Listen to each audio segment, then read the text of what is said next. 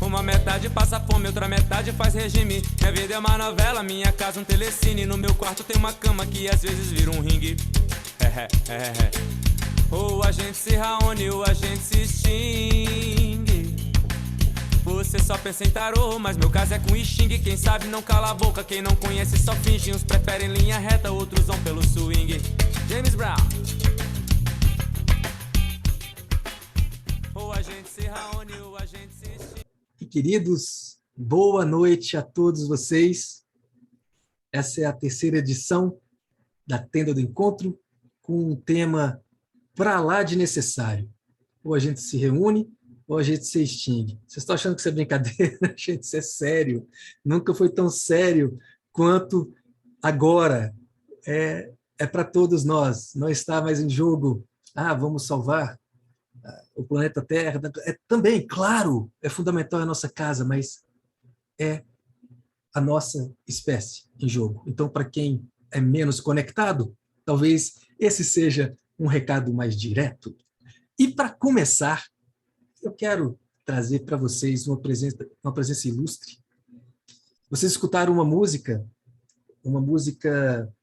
que é do Gerson de Veras, que é o título do nosso evento, só que, na verdade, faz menção ao poema original do Luiz Turiba, que está aqui conosco, poeta pernambucano, criado no Rio, radicado em Brasília. Aqui em Brasília ele fundou a revista de poesia experimental Bric a Brac, em 85, publicou seu primeiro livreto, Quiprocó, em 77, no Rio de Janeiro. Em Brasília, publicou Clube do Ócio, em 80, Luminares, em 82, Realejo, em 88, Antologia Cadê, em 98, e Bala, em 2005.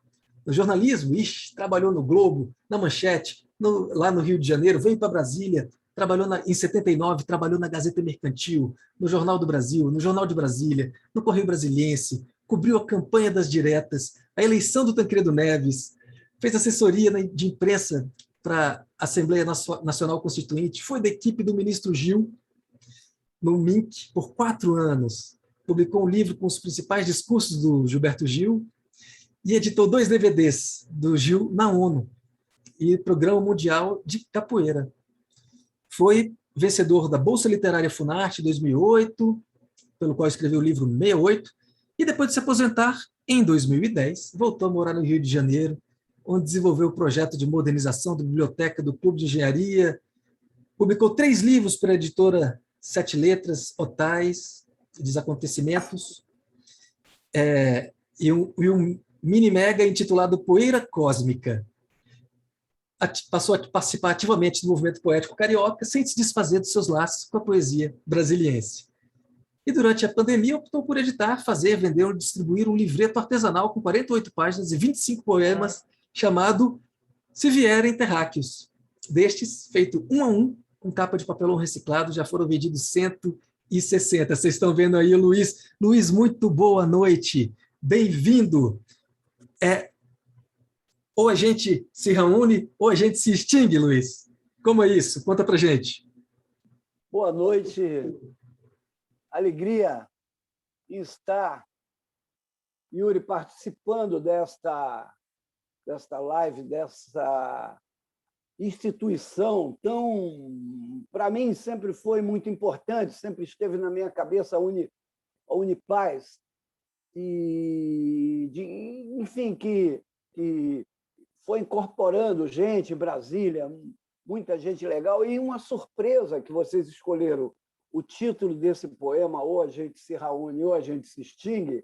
Vocês, na realidade, deram forma verbal a uma coisa que era figurativa, né? Passava entre a figura do Raoni e a figura do roqueiro Sting. Essa história. E uma alegria para mim, uma surpresa, ouvir Gerson de Veras cantando nessa... que de vez em quando acontece. Recentemente eu estava em Brasília e fui a uma dessas manifestações de rua e num carro de som começou a tocar. Ou a gente se reúne ou a gente se extingue. E as pessoas todas dançando, porque é uma música entre entre a batida, entre a batida do tambor baiano e tudo, e o passo do indígena, né? Então, ou a gente se reúne ou a gente se extingue. E eu gostaria de começar essa noite, se você me permite, lendo o poema na íntegra, e depois eu vou dizer alguma coisa, que esse poema ele tem uma história, ele vem carregando ideários desde 1984. Mas vamos ao poema, que é o poema que foi musicado pelo Renato Matos e pelo Gerson de Veras, o performático Gersinho. Ou a gente se reúne, ou a gente se extingue. Uma metade passa fome, outra metade faz regime. Minha vida é uma novela, minha casa, um telecine. No meu quarto tem uma cama que às vezes vira ringue. Quem não sabe, cala a boca, quem não conhece só finge. Você só pensa em tarô, mas meu caso é com extingue. Teu corpo é escultura, minha alma uma vitrine. Uns preferem linha reta, outros vão pelo swing. No amor somos sinceros, na morte somos esfinge. Ainda me mando para os ares, vou montado no estilingue. A vida não dá replay, aproveite e não se vingue. Ou a gente se reúne, ou a gente se extingue. Uma metade passa fome, outra metade faz regime. É esse a íntegra do poema, cujo título saiu por aí, ganhou paredes, esteve para virar música na voz de Rita Lee. Ela me disse pessoalmente que ela estava para fazer uma música, enfim, mas as coisas são tão grandes, acabou não fazendo, mas outras pessoas fizeram. Só de música com isso, tem essa que é do Gerson de Veras, tem outra que é de um performático de Minas Gerais, um cara que trabalha com enxadas. Enfim, eu vou me lembrar o nome dele, esqueci, passou agora. Esse verso, ou a gente se reúne ou a gente se extingue, ele nasceu numa confusão dentro da UNB, Universidade de Brasília, quando o professor Cristóvão Buarque, senador e governador de Brasília, depois, resolveu fazer um festival de arte, de cultura latino-americana, quando ele foi eleito reitor, depois da abertura democrática e tudo ali, em 84. E me convidou para ser um assessor de imprensa, credenciar as pessoas, dar voz às pessoas, organizar a assessoria de imprensa desse grande evento que trazia. Teve gente que veio de mochila, de old stock, andando para participar desse festival, né? E uma certa tarde estava aquela bagunça, ninguém conseguia fazer uma fila para se organizar, para se inscrever, para se credenciar. Gente vindo de tudo quanto é lado, hippie de tudo quanto é jeito, entendeu? Falou em festival de música e festival de cultura latino-americana, você já viu, né? A turma começa a vir, vem, e acampando, querendo acampar, querendo credencial. E eu não sabia o que fazer e botei um cartaz lá, assim, na parede. Ou a gente se reúne, ou a gente se extingue, tentando dar uma ordem à questão. E isso acabou se eternizando. Boa noite. Luiz Turiba, muito obrigado pela generosidade da sua poesia, da sua partilha. Fique aqui conosco, tenho certeza que vai acontecer muita coisa legal essa noite. Mais uma vez, muito obrigado. Eu, antes de me recolher para ouvir as outras pessoas, eu queria agradecer muito a vice-reitora, né, com quem a gente estava conversando. Deixa eu ver aqui. Não era com ela que a gente estava conversando? Lídia, né? Não era com ela que a gente estava falando antes? Ela está aqui com a gente, estamos juntos. Está aí. Ela me emocionou muito ao dizer que tínhamos 3 amigos comuns e eu queria dedicar essa poesia, A Memória dos Três. Ela se referia ao palhaço ativista Ari Para-Raio, a TT Catalão e a... Era um terceiro nome. Reinaldo Jardim. Reinaldo Jardim, o grande poeta de todas as coisas, né? Muito obrigado. Isso me emocionou muito, eu já fiquei muito emocionado antes de entrar. Obrigada, meu irmão. Gratidão. A lembrança desses três. Luiz Turiba, muito, muito obrigado. Estamos juntos. Aqui. Seguimos. Queridos e queridos, então vamos lá, depois de toda essa poesia, de toda essa história maravilhosa do Turiba, eu queria apresentar os facilitadores dessa noite. Alguns dispensam a apresentação, mas vamos fazê-lo. Primeiramente, Fábio Broto. E não tem nada mais gostoso do que falar a biografia do Fábio. É muito bom. Porque o Fábio, ele lutou judô, foi jogador e técnico de basquete, adora jogar. No esporte, ele aprendeu o que é fazer parte de um time e como permanecer nele para vencer, além do ganhar e do perder. Como cofundador do projeto Cooperação, foi professor também de Educação Física, bacharel em Psicologia, mestre em Ciências do Esporte e facilitador credenciado do Jogo da Transformação. Ele tem se dedicado ao desenvolvimento de comunidades colaborativas e organizações de todos os setores em todos os lugares. É filho de Eneide de Osmar, pai de Thier, Ilê, Chacal, e vive com Denise em Brasília, terra de Dom Bosco e de sua profecia. Então, queria dar boa noite ao Fábio. Tudo bem? Gratidão, Yuri. Nada como ser apresentado por um amigo assim querido, né? E encontrar tanta gente boa por aqui. Gratidão. A recíproca verdadeira, amigo. Muito bom. Patrícia Bittencourt também está aqui conosco. Ela é facilitadora, designer organizacional e de aprendizagem, sócia da Cuidadoria, que é uma empresa pioneira na formação de líderes evolutivos, especialista em investigação apreciativa e metodologias colaborativas, facilitadora em modelagem de negócios e design centrado no humano. Há 6 anos, atua como designer de aprendizagem de processos participativos em organizações privadas, públicas e terceiro setor no desenvolvimento organizacional e de lideranças.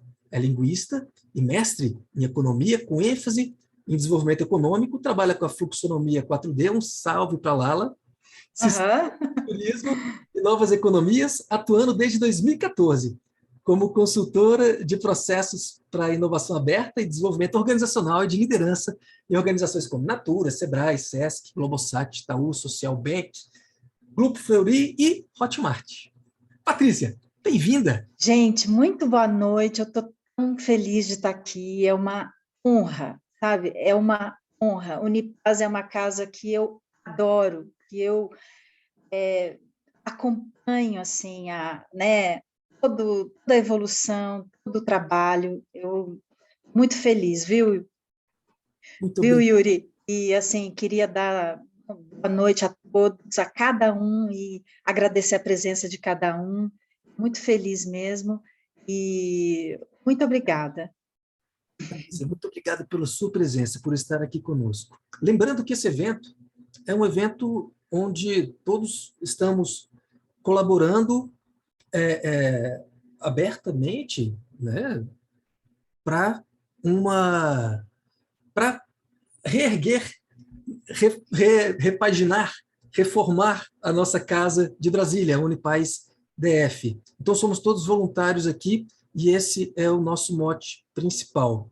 Quem se interessar em ajudar, além da sua linda presença aqui nesse evento, na página da unipazdf.org.br tem informações para auxiliar. E agora, conosco, falando em Unipaz, a nossa queridíssima Lídia Rebouças, que é educadora, vice-reitora da Unipaz, psicóloga e mestre em psicologia, com 38 anos de experiência em área clínica, especializações em psicologia transpessoal, com o professor Dr. Pierre Weil, Core Energetics, com o Dr. John Pierracos, criadora da formação em cuidado integral Quinta Força em Terapia, em parceria com Roberto Crema, dirigiu o projeto Universidade, a primeira iniciativa a aplicar abordagem holística em Brasília, lá em 86, coordenadora do programa Arte de Viver em Paz, metodologia de educação para a paz, de autoria do professor Dr. Pierre Weil, criadora e coordenadora do projeto Rodas de Conversa sobre a Morte, na Unipaz DF, é palestrante, é facilitadora,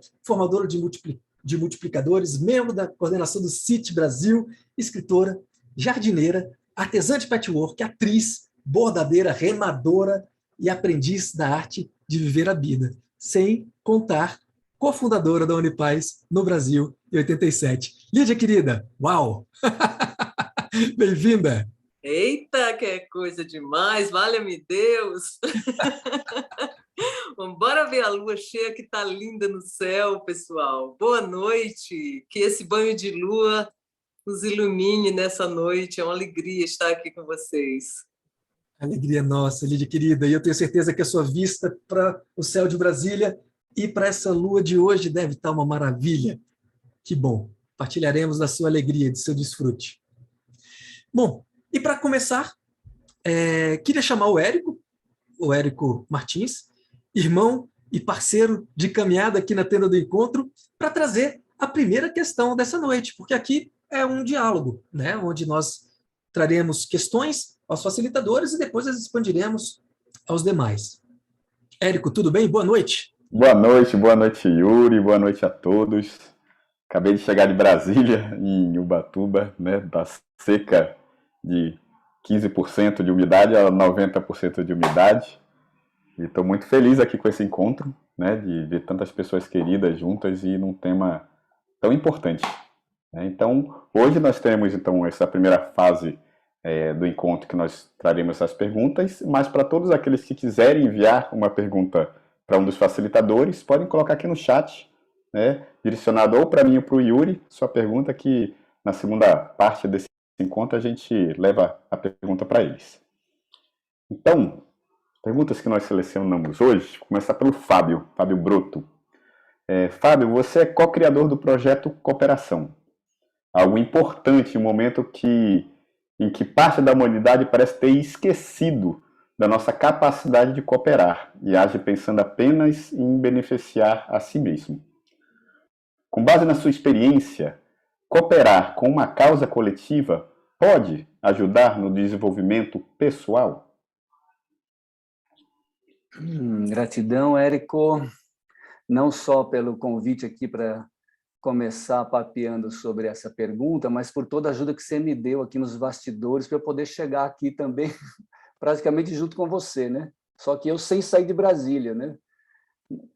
E, gente, graças à ajuda do Érico, do Yuri, eu consegui desatar o nó aqui das minhas conexões pela internet, o que, né, como vocês sabem, reflete muito das conexões que estão também dentro da minha própria rede, né? E, portanto, eu já começo aqui essa conversa celebrando e agradecendo essa oportunidade de rever a cooperação a partir de mim mesmo, né? E, Érico, quando você traz esse convite para refletir sobre cooperação focada em uma causa coletiva, né? Sem dúvida que isso casa perfeitamente, mas é um casamento que nasce, né, da cooperação consigo mesma, né? Eu tenho vivido na pele e procurado aprender a caminhar em cooperação nessas 4 dimensões: a cooperação comigo mesmo, a cooperação com a pessoa mais próxima de mim, com aquela que eu convivo em casa, aquela que eu trabalho no escritório, aquela que eu encontro na fila do pão na padaria, ou seja, a cooperação com a pessoa mais próxima de mim no momento que estamos nos encontrando, a cooperação com os pequenos grupos, os times, os clãs, a família, né? Os grupos de referência, né, dos quais a gente faz parte, e a cooperação com a grande comunidade da vida, vamos dizer assim, né? Não só humana, mas a comunidade da vida em todas as suas manifestações, né? Então, como desenvolver cooperação que dê conta de abraçar todas essas causas nessas 4 dimensões, né? Essa é uma das inquietações assim que permanece muito viva comigo desde o momento que eu fui inspirado pela Unipaz, né? Por isso também uma gratidão eterna aqui, né? A Lídia fundou em 88, em 89 eu estava chegando em Brasília, morava em Santos, pegava um ônibus, 30 e poucas horas de viagem, descia na estrada ali, né, Lídia? Nem chegava na rodoviária do Plano, e com a mochila nas costas eu caminhava aquela trilha, né, até a Unipaz, passava o final de semana, me inspirava de muitas maneiras e voltava para Santos. E de lá para cá, essa inquietação que eu acabei de compartilhar, ela se faz cada vez mais assim eloquente, acho que no meu dia a dia, né? Para mim, particularmente, Érico, é muito mais fácil cooperar com uma causa do que cooperar com a Denise, a minha mulher, que vive comigo já há 17 anos. Especialmente porque ela é capricorniana, eu sou geminiano com ascendente em Gêmeos, né? Nós somos muito diferentes. E uma primeira característica de uma experiência de cooperação é que há uma relação entre diferentes. Então, na natureza do exercício cooperativo está essa nossa capacidade de abraçar a diferença.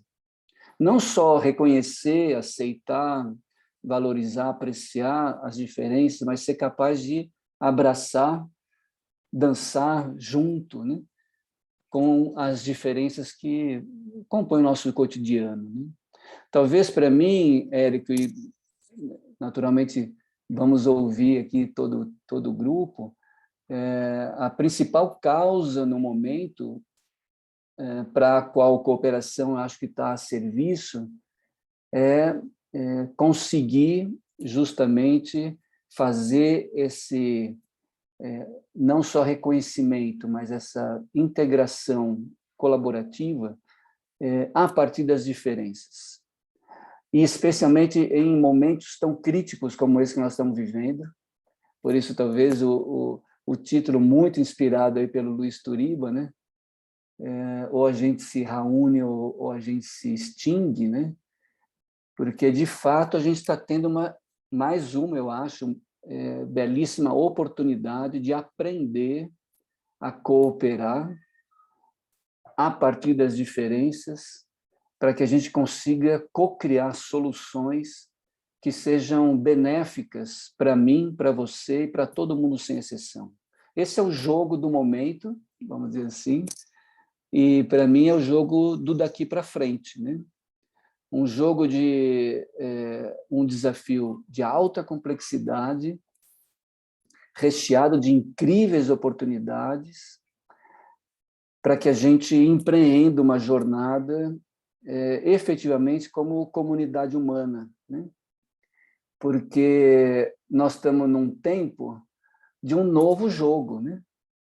E é um jogo onde ou todo mundo ganha ou todo mundo perde. Do meu ponto de vista, não é mais sustentável, vamos dizer assim, uma sociedade, particularmente a sociedade humana, se manter nessa, vamos dizer assim, nessa dinâmica de competição exacerbada, onde alguns poucos continuam ganhando e muitos continuam perdendo. Há uma tensão, eu acho assim que há um limiar nessa tensão que nós estamos, vamos dizer assim, tangenciando, e que por isso ou a gente se reúne ou a gente se extingue. E para nos reunir é preciso aprender, né, a cooperar. Porque nos reunir com essa qualidade que o momento necessita não é simplesmente estarmos aqui como estamos agora, não é simplesmente fazermos parte de um conjunto, de um coletivo, né?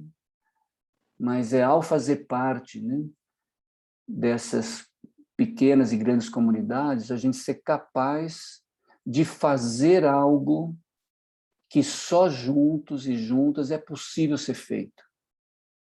aquilo que Patrícia já faz, Lídia faz, Maria Inês faz, Soninha faz, Patrícia faz, eu faço, é maravilhoso, super potente. Mas isso não resolve o jogo do momento. E também não é adotar aquilo que a Lídia faz, por mais fantástica que a Lídia seja, por mais encantadora que ela sempre se apresenta para nós, ela traz uma parte do quebra-cabeça que está sendo montado no momento, né? Assim como cada pessoa no mundo traz uma parte do quebra-cabeça que não tem cópia, né? Não há igual, e que, por isso, então, cada pessoa, de alguma forma, em algum nível, é essencial para recompor esse grande quebra-cabeça de uma forma colaborativa, para que a gente regenere, de fato, a convivência humana, né? Então, só para passar a bola adiante, Érico, acho que cooperação como uma estratégia de sobrevivência, ela já se deu. Agora, a gente está alçando o próximo nível de cooperação possível, que é como estratégia de convivência, né? Para que a gente, de fato, né, vamos dizer assim, potencialize a nossa jornada como pessoa e como humanidade, né? Devolvo a bola para você, Érico. A mais redonda que eu consegui passar, tá? Muito bom, Fábio, grato. Sua fala me lembrou a fala de uma pessoa que eu muito admiro, que chama William Ury. Ele é um mediador de paz da ONU, já escreveu alguns livros sobre isso. Ele comentou uma vez num encontro que tivemos que ele tem muitas vezes mais facilidade de ouvir a mediação de alguém que ele está fazendo do que a esposa em casa, né? Às vezes é tão difícil ouvir quem está perto. Eu queria dar a oportunidade da Patrícia ou a Lídia complementarem, né, no ponto de vista de cada uma delas, a sua resposta ou o que elas sentem em relação a essa pergunta.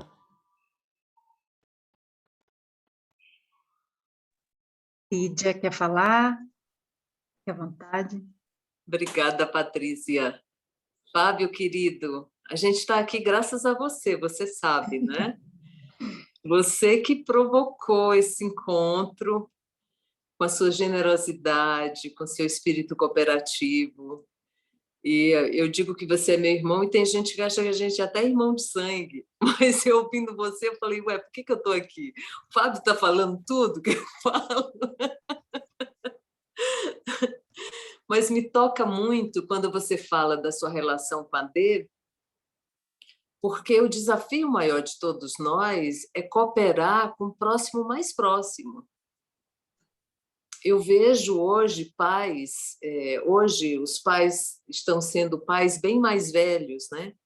Antigamente, por exemplo, a minha mãe foi uma mãe numa idade avançada para a época dela. Eu sou a primeira de 8 filhos, ela tinha 20 anos na época. Naquela época ela já era coroa quase, né? Porque a minha avó, por exemplo, teve filho com 16 anos. Mas hoje os pais estão tendo filhos mais velhos e alguns deles estão tendo muita dificuldade de acolher essa criança com toda a complexidade que ela traz para as suas vidas. Idealizam a criança, idealizam a maternidade. Então, desde o início da vida, nós somos convidados a cooperar com o próximo mais próximo. Uhum. O nosso filho, do jeito que ele se apresenta, do jeitinho que ele se apresenta, né? O nosso companheiro, a nossa companheira, as pessoas com quem nós convivemos cotidianamente.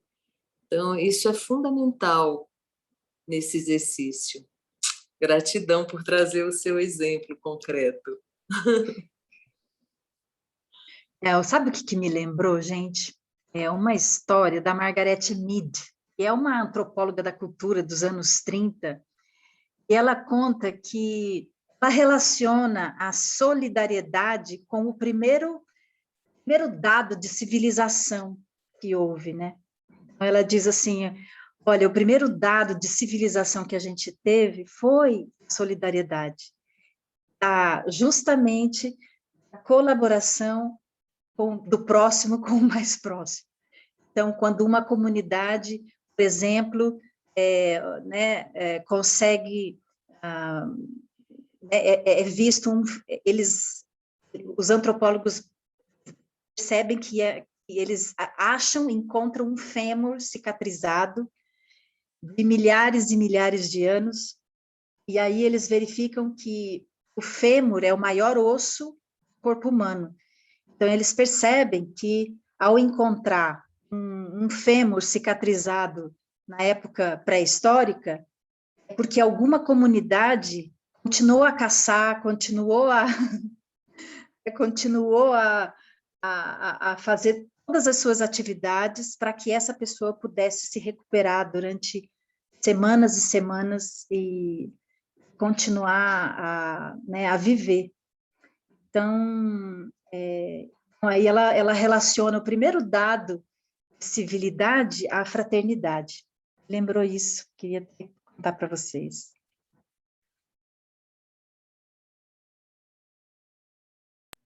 Muito bom, então. Vamos seguir. Isso que a Patrícia traz é tão interessante, né? Porque realmente, se nós estamos aqui hoje, é porque sobrevivemos. E hoje, sobreviver, a gente às vezes dá isso por garantido, porque temos ali, você abre a torneira, sai água, né? Você vai na esquina ali, você compra comida. Mas houve um tempo ali atrás, que para a história do universo é nada, que a gente precisava se reunir para caçar, precisava se reunir para cuidar do fogo. Imagina apagar o fogo numa época em que não tinha fósforo, e apagava o fogo, que é o que dava luz, o que dava calor para todo aquele conjunto de pessoas, que dava segurança dos predadores. Precisavam se revezar para manter fogo. Ou seja, só estamos aqui hoje falando sobre cooperação, num período em que muitos se esqueceram da importância disso, porque cooperamos lá atrás. Então é uma questão de se lembrar e de honrar os nossos antepassados e o que eles fizeram para que nós estejamos aqui hoje. E aí eu levo a segunda pergunta à Patrícia. A economia tradicional, ela parece pautada num modelo onde poucos ganham muito às custas do sofrimento de muitos, da maioria. E isso tem nos levado a uma crise sem precedentes, seja na área pessoal, social, ambiental, na competição, na exploração, na destruição. Na sua visão, como formadora de líderes e organizações, a cooperação pode ajudar a ver esse jogo? E como a cooperação se encaixa nas propostas de uma nova economia e de uma nova sociedade, de maneira realista? Gente, na minha percepção, mais do que poder ajudar, a cooperação, ela mais do que ajuda, ela é a nossa única saída eficaz. A única saída eficaz para fazer o que é certo, né? Existe uma diferença entre eficiência e eficácia. Eficácia é fazer o que é certo. Você pode fazer muito bem a coisa errada, né? Ou seja, você é eficiente fazendo o que é errado, ou o que não vai dar em nada. Mas a colaboração é, de fato, a única saída eficaz. E eu acredito, assim, que, embora isso não pareça, a gente já está percebendo quanto a colaboração tem gerado valor a tudo que a gente faz. A colaboração, ela gera valor, sim. Então, quando você diz assim, essa pesquisa foi feita de forma colaborativa, opa, tem um valor especial isso aqui. Esse projeto foi feito escutando a comunidade, opa, esse projeto não é top-down, não é vertical, ele está sendo escutado, as pessoas estão indo à comunidade. Opa, tem algo diferente aqui, um valor isso. Processos se tornando cada vez mais horizontais a partir da inteligência coletiva. Opa, isso aqui é interessante. Então, assim, naturalmente, a economia já está observando e a colaboração, a cooperação entre os diferentes agentes, como diz o Fábio Broto, a diferença, já tem valor isso. Por exemplo, quando a gente olha para o estudo de desenvolvimento econômico local, eu trabalhei isso no mestrado, e as pesquisas que a gente percebe é o seguinte, há evidências muito, muito, muito claras de que cooperar entre os diferentes setores da sociedade, por exemplo, entre os agentes líderes da indústria, com educação pública e privada, institutos de pesquisa, universidades, os órgãos transversais, sei lá, tudo isso, quando eles cooperam, bancos, quando eles estão juntos, é muito interessante, porque o atraso e o retrocesso em termos de, por exemplo, descontinuismo político, proveniente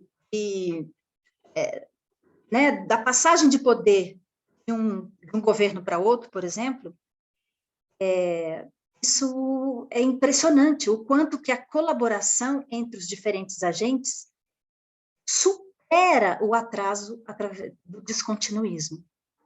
Então, eu percebo que é a nossa única saída, porque quando os agentes diferentes cooperam, de forma organizada e repetida, que uma coisa é a gente se reunir aqui e a gente cooperar, se organizar uma vez. Outra coisa não, vamos nos organizar para repetidamente cooperarmos juntas em determinados projetos ou alguma coisa assim. Então, foi assim a criação das redes produtivas, as mais inteligentes que a gente tem no Brasil, são os arranjos produtivos locais. Foi assim a APL do software no sudoeste do Paraná, em tantos APLs que tem no Brasil inteiro, ou as redes de escolas técnicas, os institutos federais, ou a rede Unipaz.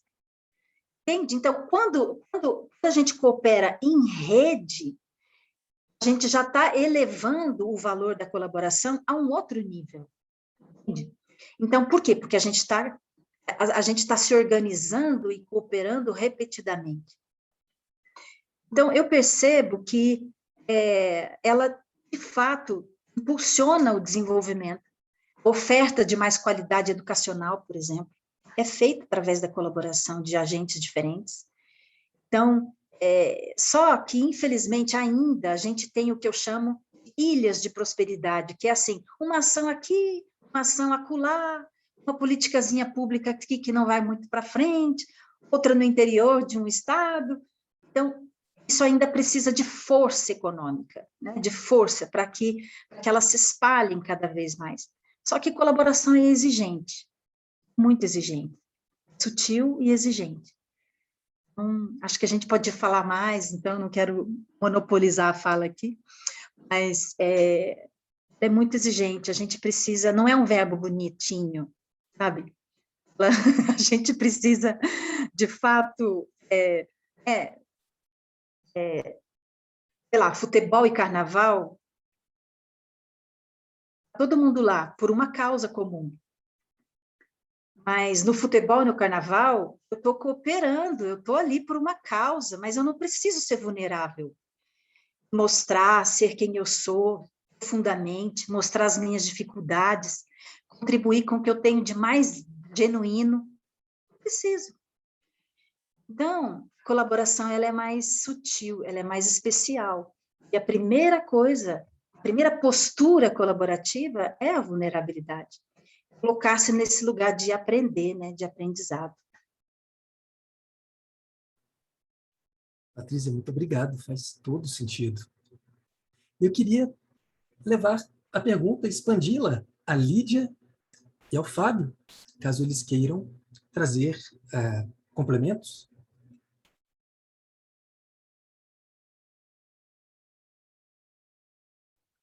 Eu estou no telefone, eu não vejo todos vocês. Fábio, você quer começar? Como que a gente faz? Pode começar, Lídia. Obrigada, meu irmão. Patrícia, querida, quando você fala desse desafio que é os agentes diferentes cooperarem, isso me toca profundamente no mundo atual, porque eu acho que nós estamos todos sendo convidados cotidianamente a ousar dar um passo a mais, ou pelo menos um micropasso, numa relação mais colaborativa com aquele que vê o mundo de uma maneira radicalmente diferente da nossa. Eu sempre digo que um ponto de vista é a vista de um ponto. Como que a gente vai conseguir no dia a dia, cada um de nós, dentro da sua rotina, dentro dos desafios que vive, ter uma atitude mais respeitosa em relação ao outro, que traz a vista de um outro ponto. Então, você trouxe uma palavra que eu amo muito, que é vulnerabilidade. Vulnerabilidade, eu acho que essa palavra ela é fundamental nesse processo de convivência, né? Convivência com... O Roberto falaria com meu pedacinho de alma encrencado.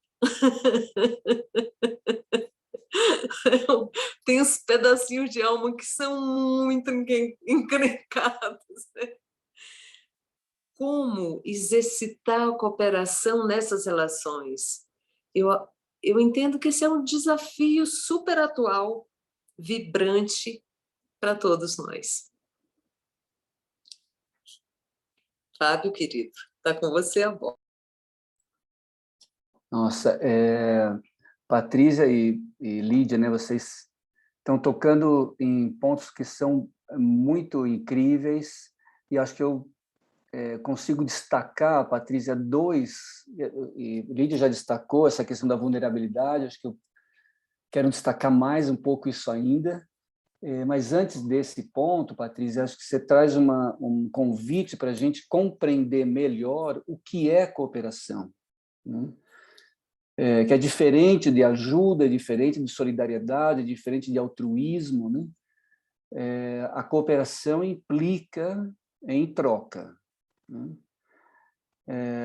E para que uma troca aconteça, é preciso que a gente se veja como parceiro, como parceira, como aliados e não adversários, né? Que a gente se veja como solidários e não como adversários, né? Que a gente se veja como parceiros e parceiras e não concorrentes, né? E acho que esse é um dos, talvez, paradigmas, modelos, né? Crenças que é preciso regenerar, né? Para poder entrar num campo de cooperação de fato, preciso saber me abrir para trocar, né? E para isso, nisso, assim, o que eu destaco é que cooperação não vamos dizer assim, uma condição... eu vou falar assim, mas é porque eu não sei falar de outro jeito, mas não é uma condição natural e que naturalmente a gente sai cooperando, né? Especialmente na modernidade, né? Como humanidade, nós somos seres competitivos e somos seres cooperativos. Nós temos o potencial de destruir a outra pessoa e temos o potencial de dar a nossa vida pela outra pessoa, para outra pessoa, né? Ou seja, nós somos seres de possibilidades. Talvez uma das características que nos define como humanidade é esse campo de possibilidades, né? Dentro do exercício do livre-arbítrio, a gente escolhe. Se é uma escolha, é legal a gente poder ter diante de nós, em cada situação, da maneira mais clara e consciente possível, quais são as opções, né?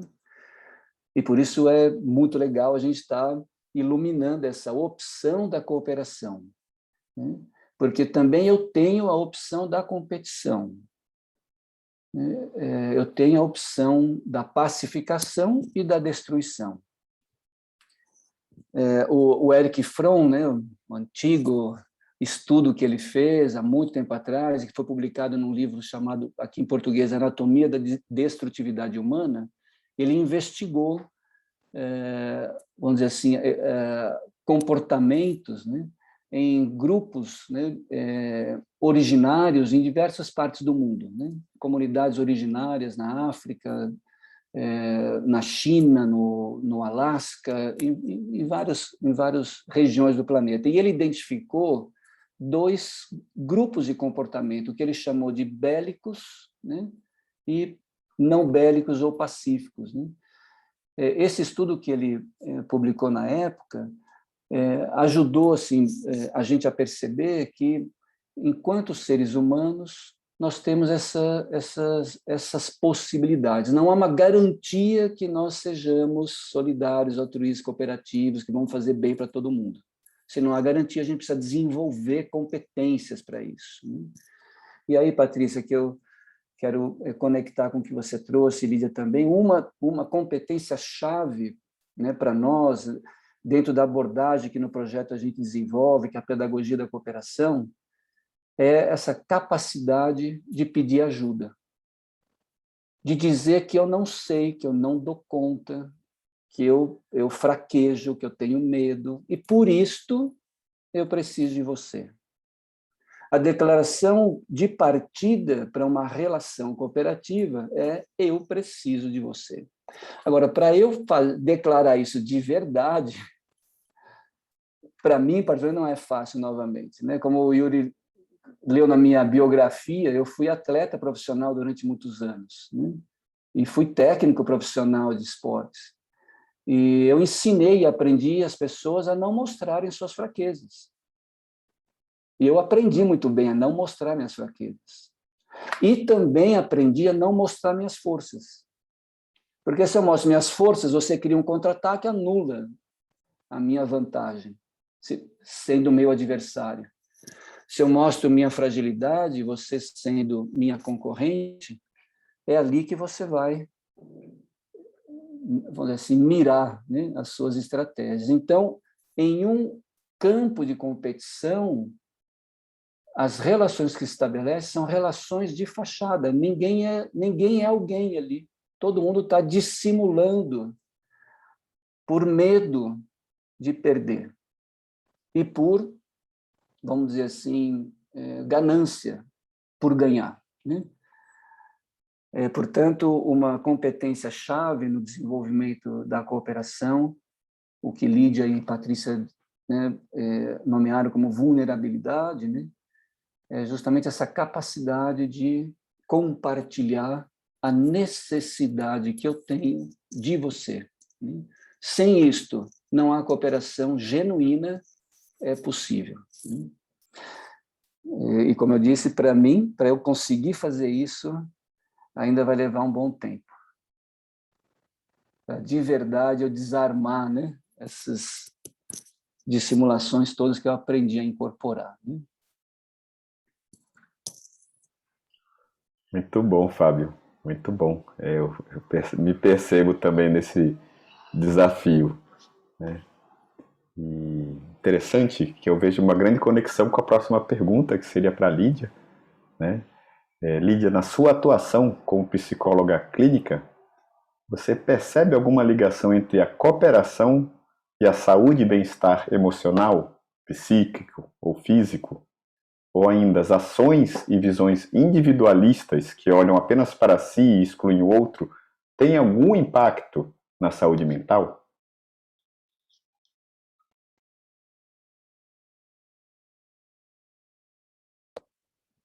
Vamos lá, Érico. Que pergunta rica, né? Dá pano para guarda-roupa.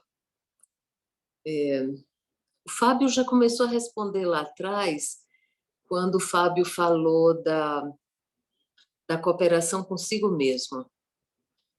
Eu entendo, a gente até hoje tem preconceito com relação a essa cooperação consigo mesmo, e eu acho que isso tem muito a ver com a nossa cultura cristã. O mandamento da cultura cristã é amar o próximo como a si mesmo. Só que a maioria das pessoas esquece que o início da frase está no final, esquece o como a si mesmo. E a maioria das pessoas fica achando que é um egoísmo, o auto-amor, cuidar de si mesmo, né? Quando isso é pressuposto para amar o outro, para cuidar do outro, para cooperar com o outro, né?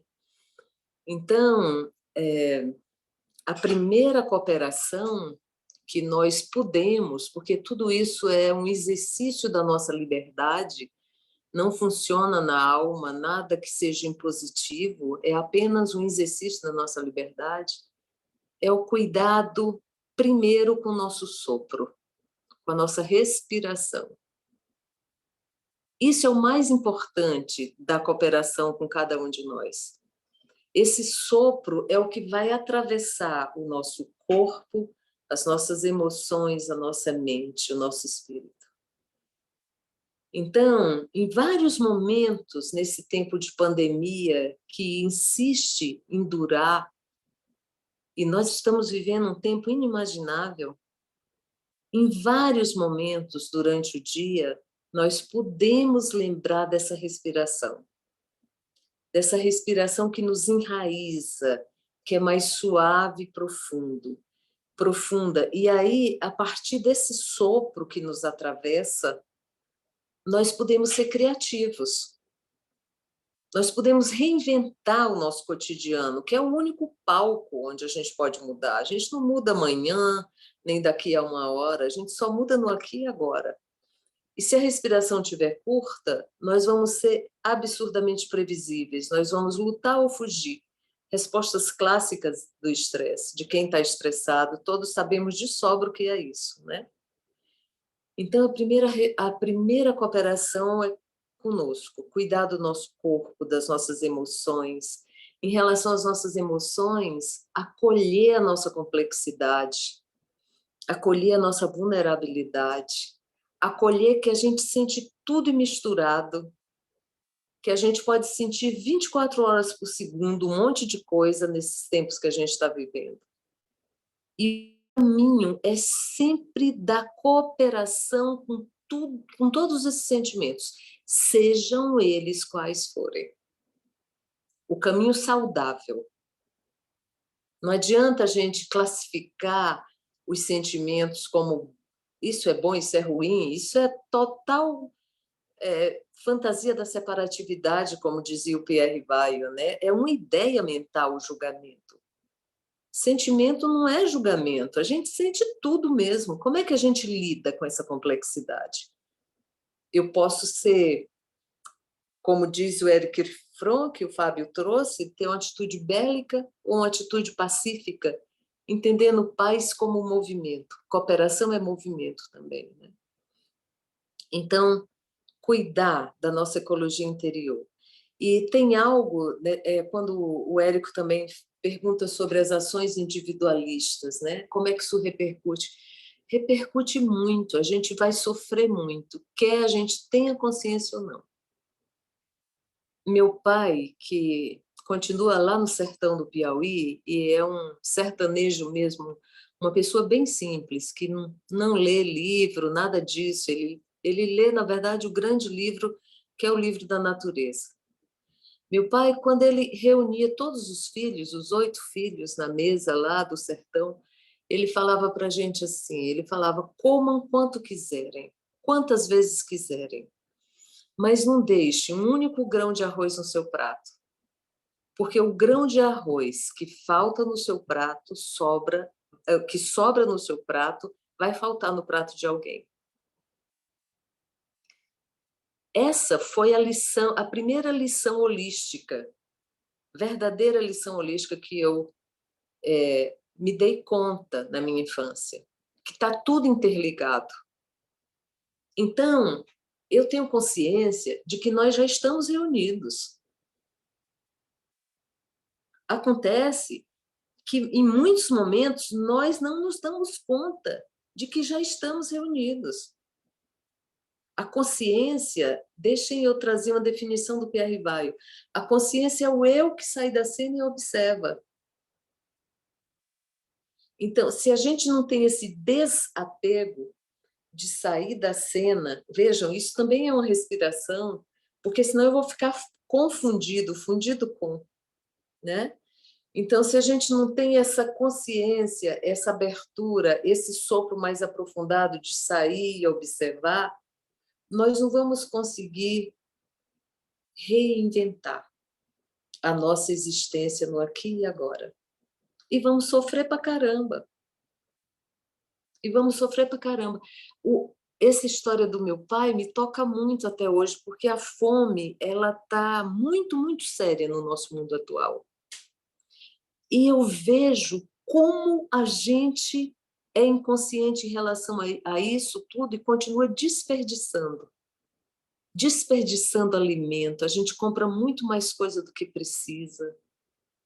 E isso repercute no todo, quer a gente se dê conta ou não. Então, olhar para o nosso próprio umbigo é total fantasia da separatividade, é uma visão muito narcisista, e a cura para o Narciso, o mito de Narciso já traz em si a cura. O Narciso é lindo, mas ele é rígido como mármore, duro, frio e distante como mármore. E ele morre ao contemplar a si mesmo. E renasce flor. Para todos nós tem um convite aí, né? Em direção a uma flexibilidade. Cooperação, ela pede essa flexibilidade da flor. Então é isso, dá pano para guarda-roupa, vamos continuando. Muito bonito isso. Patrícia, Fábio, querem ampliar, comentar a respeito dessa pergunta ou do que a própria Lídia trouxe?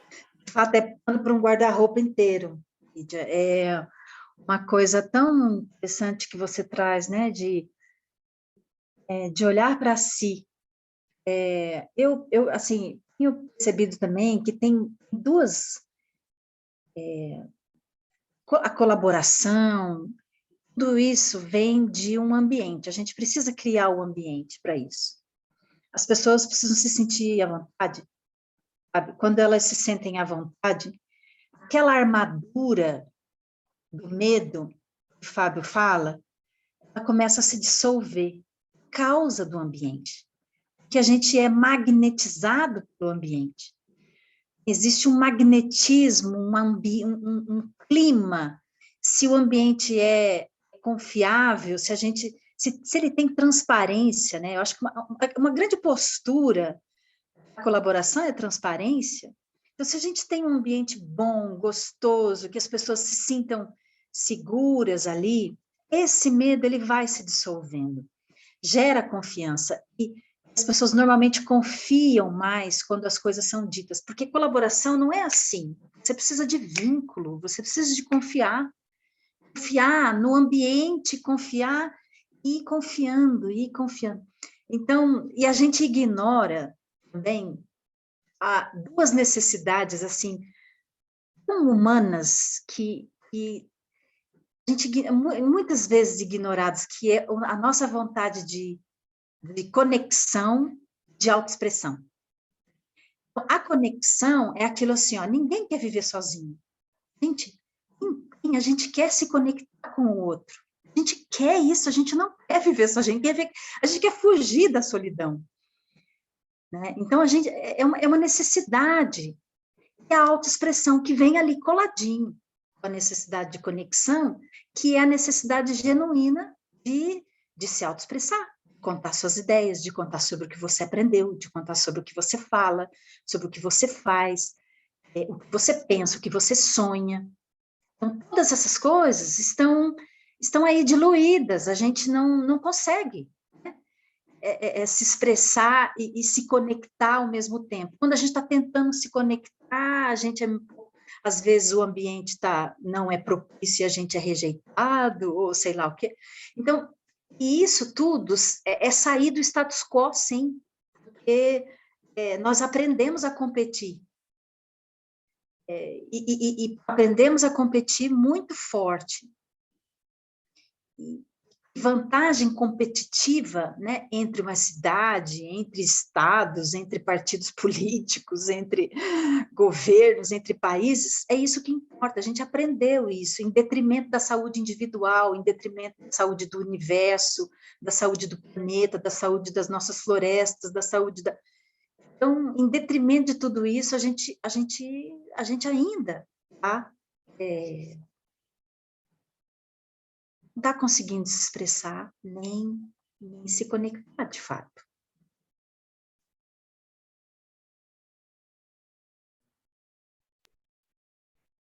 Fábio, você quer complementar algo? Eu não ia complementar, não, mas a Patrícia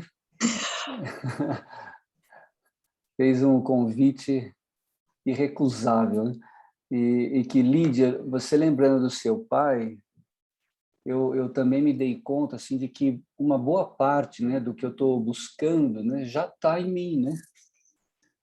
E em mim, quando eu falo assim, tá nas relações que eu confio, como a Patrícia falou, no mundo. Né? Já está entre nós. Né? Não tem aquela ideia, né, de que quando um ou mais estiverem reunidos, estarei entre vós. Né? Quer dizer, está entre nós. Né? O que a gente está procurando não está em mim, nem está em você, está entre a gente, que só pode ser acessado quando a gente se reúne de um jeito cooperativo. E aí, para essa reunião acontecer, aí que eu trago essa história que vocês estão colocando, eu lembro também de uma lição que eu recebi da minha mãe. Mas eu só fui descobrir essa lição muito mais tarde, né? Quando eu sou o filho mais velho de 4 filhos, todos homens. Nascemos no interior de São Paulo, em Rio Claro, uma cidade muito quente também, parecida com Brasília, só que mais úmida. E em casa moravam muitas pessoas, né? Além de nós 4 filhos, meu pai e minha mãe, a minha avó, né, paterna, minha avó materna, minha bisavó paterna, minha tia-avó materna, né? E fora amigos e tudo que circulavam por aí. Então, a minha tarefa em casa, durante minha infância, era manter um filtro de barro sempre cheio de água. Era um filtro muito grande. Né? Na minha memória de criança, ele era quase do meu tamanho. Né? Porque tinha que ter água o tempo todo. E, na época, a água não era encanada, que chegava em casa, vinha uma carroça-pipa. Né? Então, vinha o agüero com a carroça-pipa, e minha tarefa era encher os latões de água, deixar em casa, e parte dessa água era para manter o filtro cheio. Toda vez que eu ia sair para brincar na rua com os amigos, minha mãe me segurava e falava: Fábio, você já encheu o filtro? Eu falava: não, mãe, quando eu voltar, volta e vai encher o filtro agora. Né? Eu ia muito bravo com a minha mãe, entrava em casa, enchia o filtro de água, e quando eu estava saindo de novo, ela me segurava e perguntava: você limpou as velas? Eu falei: mãe, vai limpar as velas. Eu, puto com a minha mãe, voltava, tirava toda a água, pegava a escovinha de dente velha, e se eram 3 velas no filtro, né, muito grande, então esfregava, tirava as velas, esfregava com açúcar e a escovinha, limpar até deixar branquinho, punha as velas, enchia a água, aí eu podia sair para brincar. Eu perdi muito tempo na minha infância realizando essa tarefa, e muito bravo com a minha mãe. Anos mais tarde, eu voltei a morar com a minha mãe. Né? Há 7, 8 anos atrás, eu voltei a morar com ela em Atibaia, morei 2 anos com ela, e num dos dias lá eu contei essa história para ela. Eu falei: mãe, eu descobri qual era a lição. Ela falou: Fábio, do que você está falando? Né? Ela não fazia a mínima ideia dessa história toda. Eu falei: mãe, eu descobri que a senhora me ensinava, ao exigir essa tarefa, que eu sou como um filtro de barro. Por mim, passa toda a água da vida. Tudo passa por mim.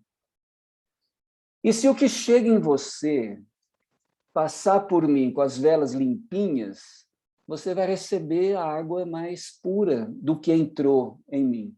Se as minhas velas estiverem todas né, com aquela cor de ferrugem, né, aquela sujeira toda, o que vai chegar em você é também fruto desses resíduos todos. Não vai chegar o volume de água que poderia chegar, nem com a qualidade que poderia chegar.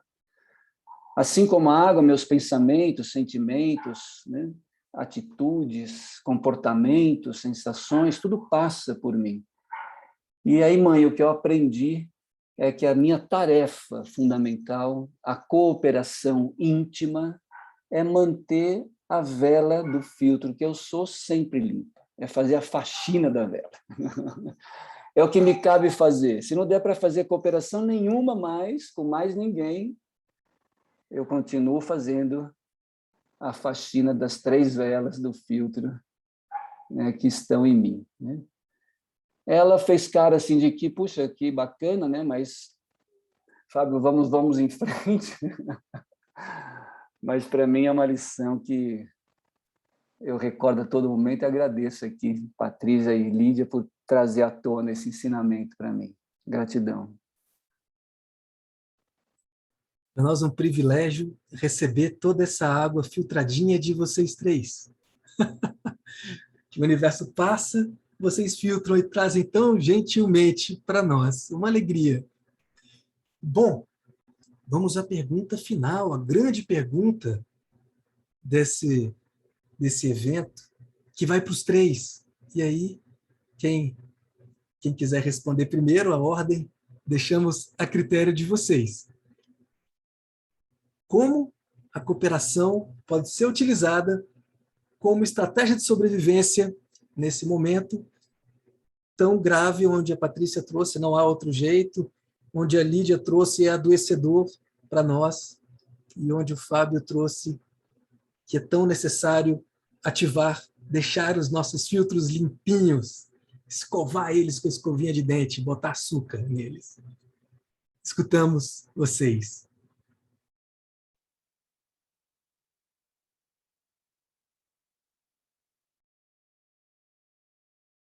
Quem quer começar aí? Lídia, Fábio?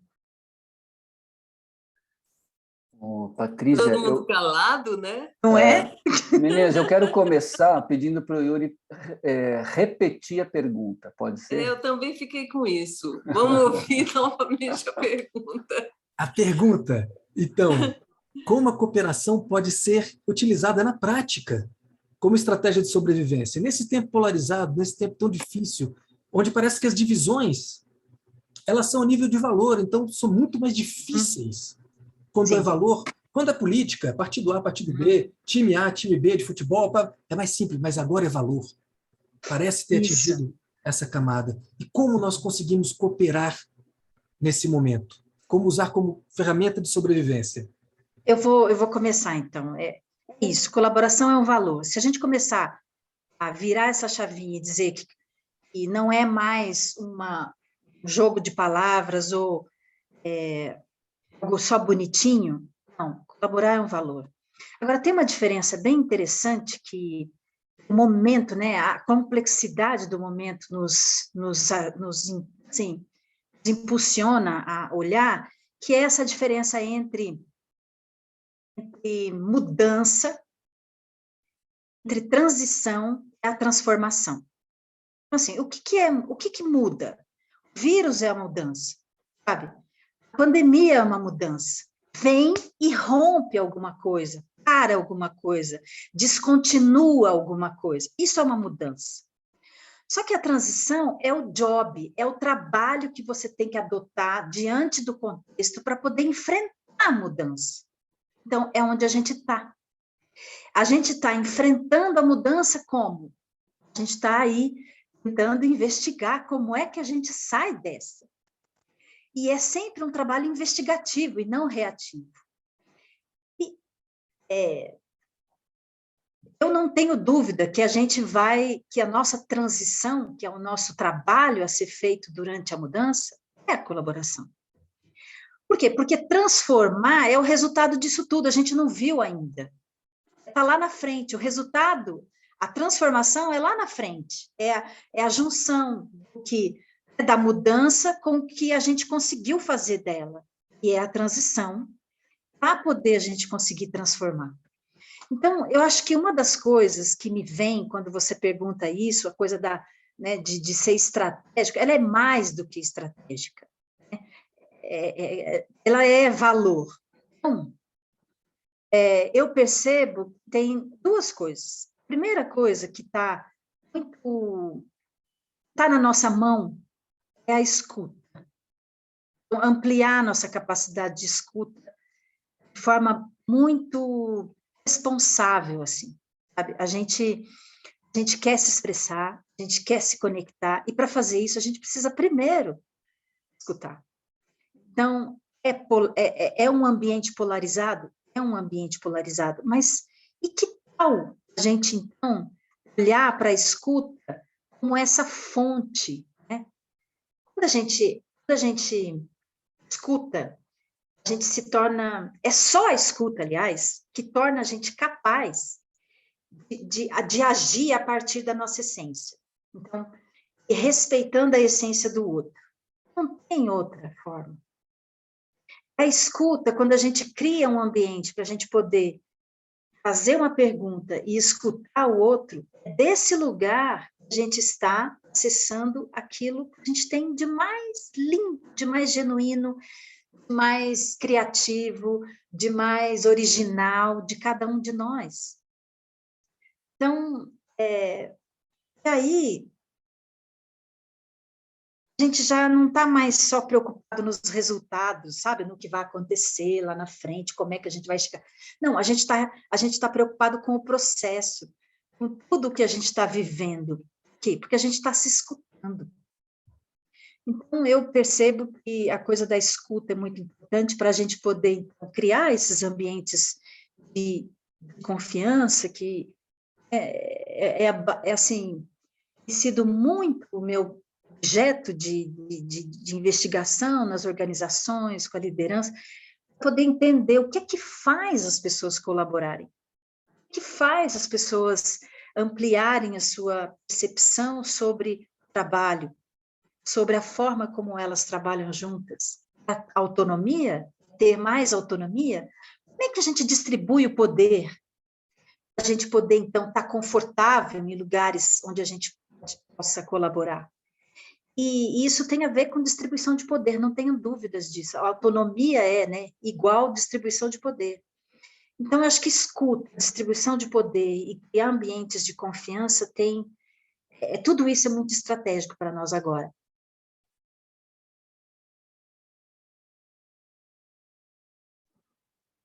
Fábio? Eu vou ou você vai? Eu vou depois de você, Lídia.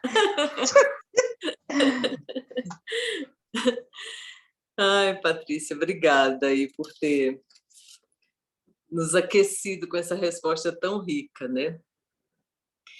Então, olha só, como? A primeira palavra foi como, não é, Yuri? Como?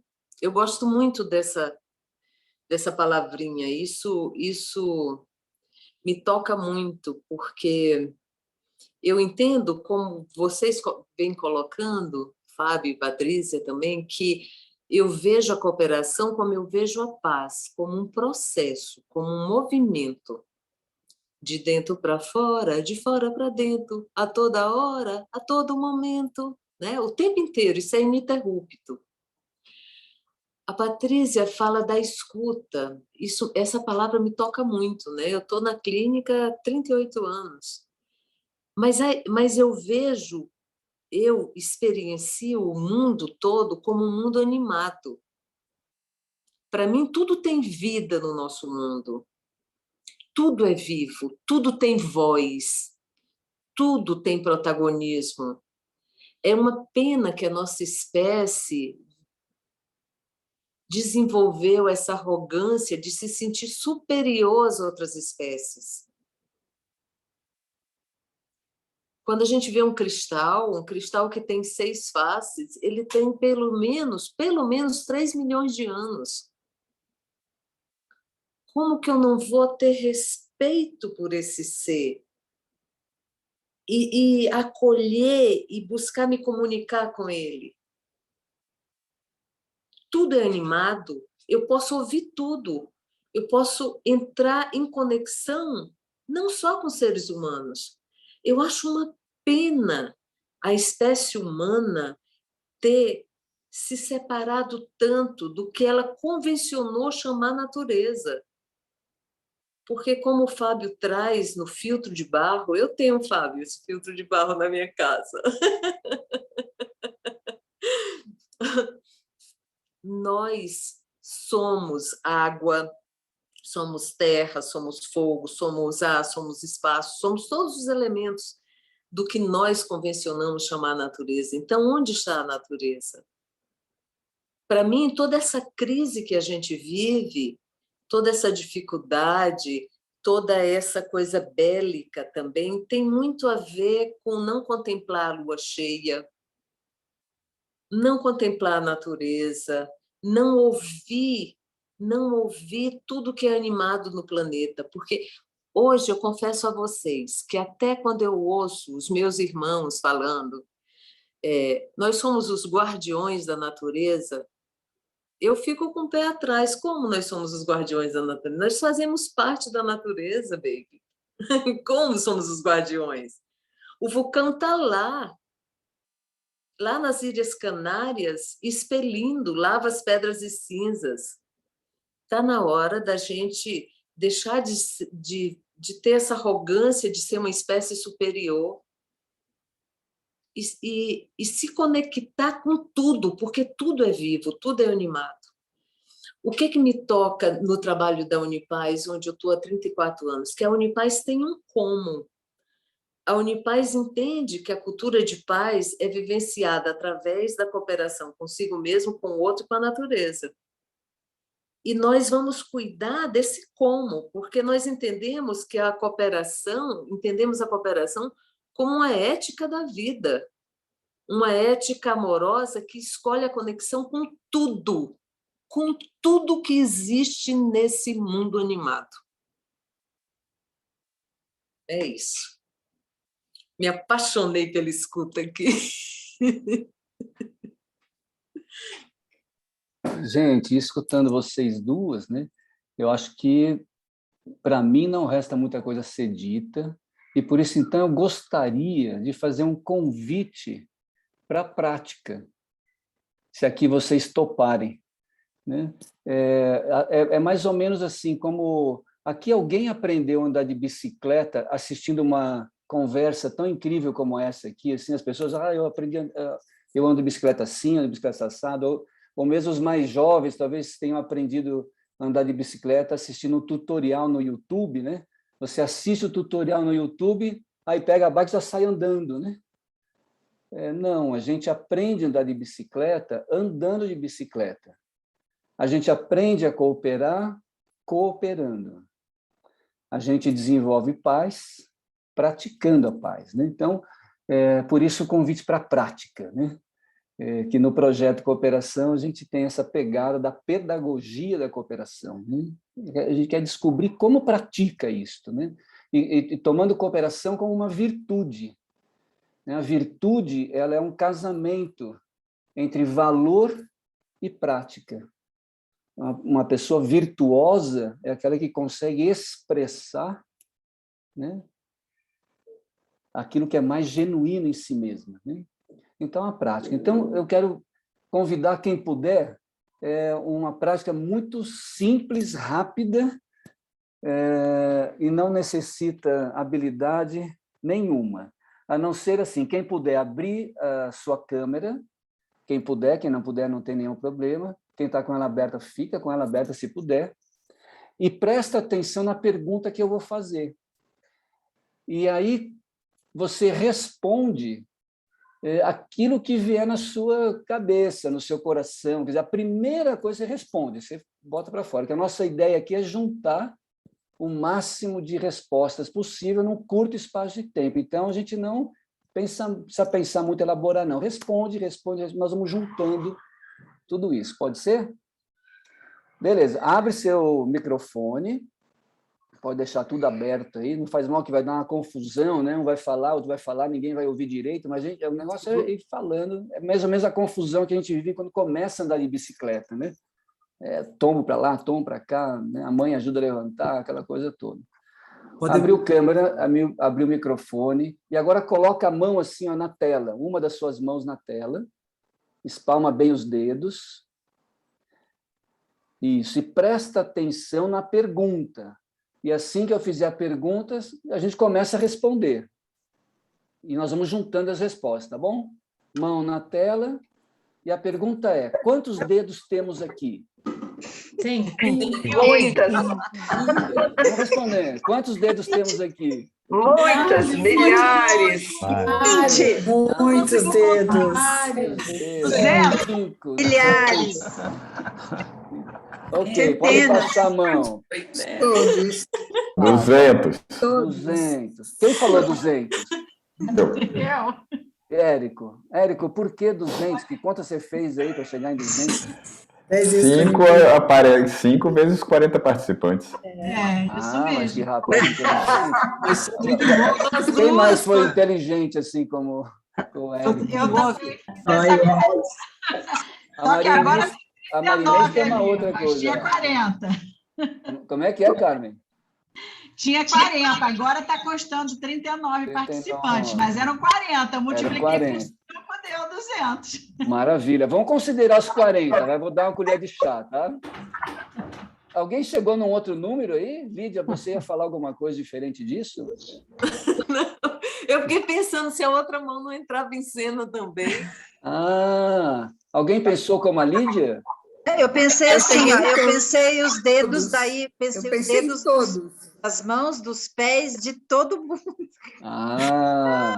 E aí, Patrícia, acho que a Rose também pensou meio desse jeito. Foi, Rose? Eu pensei... Travou um pouquinho aí, Rose. Pensei em todos. Pensou em todos. A minha resposta foi todos. Quantos votemos todos? Você foi então, esperta, né? Todos de todos nós. A palavra foi todos. Então, se a gente pegar todos os dedos fiz conta, de todas as pessoas, vamos considerar assim, genericamente que todo mundo aqui tem 20 dedos, né? 5 em cada mão, 5 em cada um dos pés, 20 dedos. Vezes 40 dá 800. Tá? Esse seria o nosso potencial de cooperação. Nosso potencial já instalado aqui é 800. Qual foi a nossa primeira resposta? 200. A primeira. 40, não era? A Naira está... 5. 200.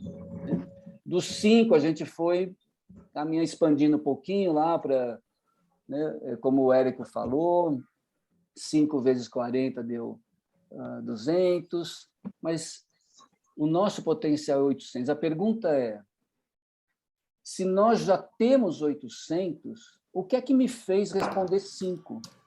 Por que eu respondi 5? Aí quero ouvir vocês. O que é que fez a gente responder 5 e não 800 logo de cara? Acho que porque a nossa visão é primeiro nós, né? O que está mais de imediato, assim. E depois que a gente talvez expandir um pouco mais, lembrar dos outros. Lembrar de unir, lembrar de trazer as forças. Muito bem, Cláudia. Acho que a minha resposta... Diga, Luiz. Eu vi um número infinito, como Jorge Luiz Borges. Via números sempre no infinito, porque me deu uma impressão que a gente estava espelhando nossos 5. O meu sozinho era 5, mas se somasse com esses 40, e eu estava vendo espelhos, a tecnologia, como essa nova música do Caetano, que ele fala dos estronchos do Vale do Silício, é muito importante essa música, porque é uma música espelhar, é um sentimento de espelhação. E a cooperação, que foi o tema da palestra, que eu fiquei super feliz, me deu essa impressão. Por isso que eu disse assim, infinito, era um número infinito, não tem fim o que eu estava vendo. E acho que você está certo também, Luiz, né? Porque, assim, qual é o limite do campo de cooperação? É aquele que minha percepção, não só minha visão, mas minha percepção, minha consciência pode alcançar. Eu sei que aqui somos 40 e que eu tenho 20 dedos. Mas, às vezes, por esquecer, estreitando a minha visão, eu respondo de uma maneira, como a Cláudia falou, individualista e fragmentada.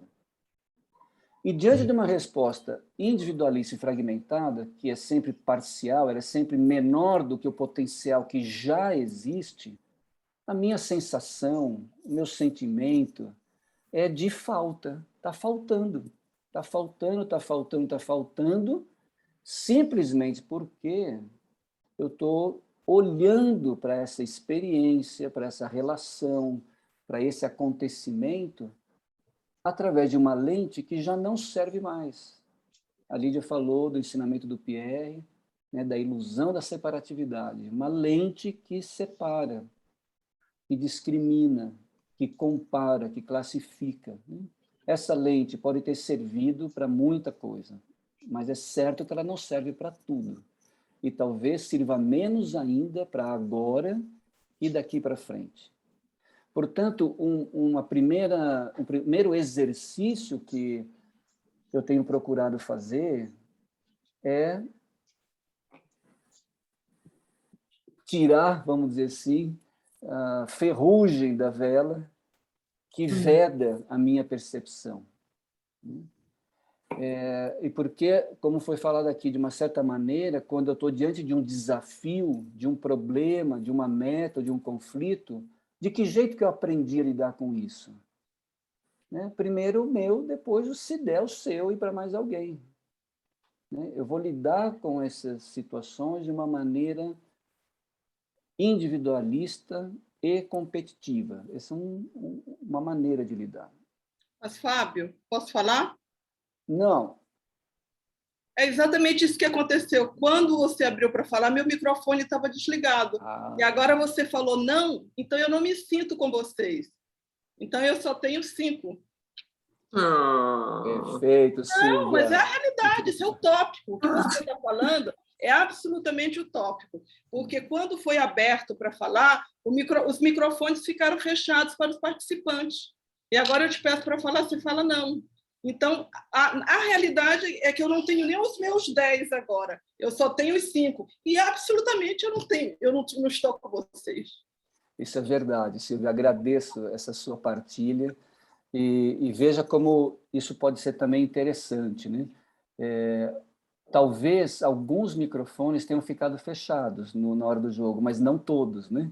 Pode ter um problema aqui com a tecnologia. Mas muitas pessoas estavam com os microfones abertos e falaram. O da Silvia estava fechado e talvez de mais alguém. Né? Então, e um outro ponto, Silvia, que você me perdoe assim, a provocação, é que eu me lembrei da pessoa que me trouxe para a Unipaz, que é a Neide Marques, uma mestra da minha vida, baiana, e que ela dizia que o pai dela, assim como o pai da Lídia, tinha deixado para ela uma lição, que era ela sempre pedir licença para falar alguma coisa ou para fazer qualquer coisa, mas jamais esperar que dessem autorização para que ela o fizesse. Então, ela, quando estava numa roda como essa, ela falava, Fábio, eu posso dizer alguma coisa? E eu queria dizer exatamente o seguinte, olha, você falando... Então, essa minha provocação aqui, Silvia, desculpa se foi de mau jeito, mas é para esse convite para que nós já estamos autorizados a fazer parte do que a gente desejar. E não há autoridade, além de si mesma, capaz de inibir essa participação genuína. E como a Patrícia falou, as condições que são colocadas, elas realmente favorecem ou desfavorecem. E por isso talvez estejamos todos e todas aqui reunidos, né, para a gente ir descobrindo gradativamente, cada um na sua medida, no seu momento, quais as condições que podem favorecer o exercício da cooperação na medida possível para cada pessoa em cada momento. É fato que isto é uma utopia, mas assim como tudo é. E a utopia é aquilo que ainda não tem lugar, é aquilo que ainda não se manifestou, não é que é impossível. E será mais possível quanto mais de nós estivermos, vamos dizer assim, abertos e abertas para enxergar o jogo, não com um olhar parcial, não só com o meu ponto de vista, como a Lídia falou, mas compartilhando as visões, para que a gente enxergue além do que sozinhos a gente é capaz de enxergar, e ao enxergar junto, a gente pode passar a agir junto, de uma forma que só junto a gente pode agir. Devolvo a bola, Yuri e Érico. Muito interessante, Fábio. percebi, né, na minha visão, pelo exercício, que há que se ter uma disponibilidade e vontade de cooperar, porque vão haver resistências, né, sejam tecnológicas, né, vão encontrar desafios para conseguir cooperar, né, então tem que realmente ter um esforço também, né, nesse sentido. Eu trago, então, né, a gente recebeu algumas perguntas dos participantes, né, e selecionamos algumas que estavam bem ligadas assim, ao tema. Eu junto, então, duas perguntas para fazer a todos vocês, né, juntando a pergunta da Cleusa Maria Lucon e da Maria Glória Barros Santos. A pergunta é: gostaria de saber como promover a cooperação entre todos, para o bem de todos. Se tanto os que ganham muito como os que estão com fome e raivosos são tão inconscientes dessa necessidade, né? Ela pedindo, né, uma solução pragmática e prática, né? E juntando, então, a essa pergunta: como inspirar a cooperação num estado mundial de tanta desigualdade social?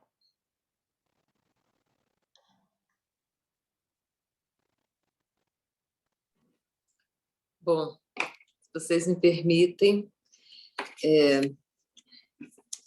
como é o nome da pessoa que fez a pergunta, Érico? São duas pessoas, né? São duas perguntas que eu juntei em uma só. Cleusa Maria Lucon e Maria Glória Barros Santos. Cleusa e Maria Glória. Primeiro eu quero dizer para Silvia Pérola que eu gostei muito de te ver aqui com a gente, Silvia Pérola. Fazia tempo que eu não te via. Cleusa e Maria Glória, eu não acredito em receitas fáceis em relação à nossa complexa existência e a esse tema. Eu acredito que cada um de nós é uma centelha divina e cada um de nós tem dentro de si um potencial ilimitado. Eu confio que todos nós sabemos o que eu estou falando e que em algum momento da existência nós tivemos algumas experiências relacionadas a isso. Então, por isso, no dia a dia, nós podemos experienciar o protagonismo do micropasso, o protagonismo do passo a mais, ou como na Unipaz a gente traz a história do beija-flor, que joga gotinhas de água no incêndio. O beija-flor que pode convocar toda a bicharada, Deus e o mundo, para estar junto nesse incêndio, mas que não desiste desse passo a mais. É muito importante que a gente não desista. É muito importante. Eu vejo muita gente que está desistindo. É muito importante a gente entender, para não desistir, que o oposto da depressão não é a tristeza. Cada um de nós está tendo muitos motivos para se entristecer.